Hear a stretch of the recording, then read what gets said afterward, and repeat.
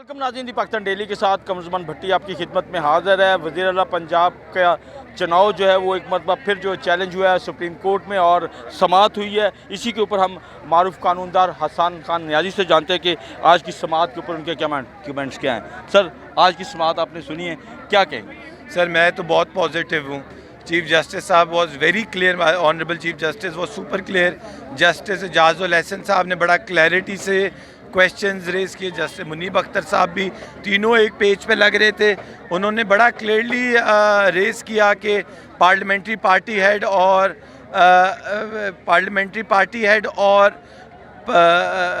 Party head में फ़र्क क्या होना चाहिए। तो यही असल डिफरेंस है जो स्पीकर को समझ नहीं। और स्पीकर के वकील ने एडमिट किया अदालत के अंदर कि स्पीकर को समझ ही नहीं आई ये पार्लियामेंट्री पार्टी और पार्टी हेड में फ़र्क क्या होता है।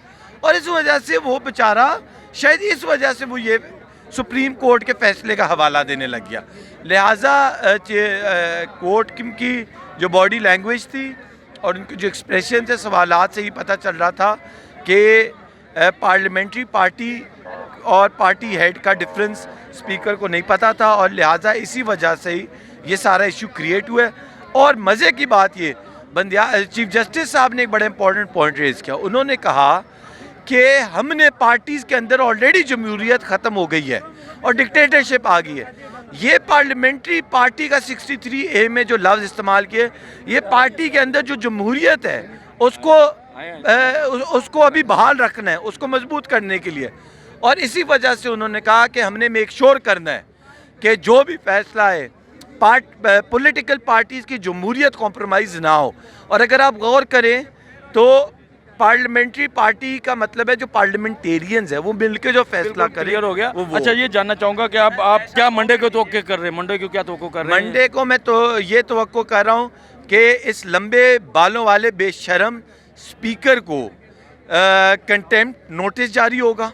कंटेम्प्ट प्रोसीडिंग्स इंशाल्लाह शुरू होंगी क्योंकि इसने सुप्रीम कोर्ट के ऑर्डर की वायलेशन की थी। सुप्रीम कोर्ट ने बड़ा क्लियरली लिखा था कि तुमने कल 22 तारीख थी, 22 तारीख को 4 बजे आर्टिकल 63 की एम्बिट में रहते हुए इलेक्शन करवाना है।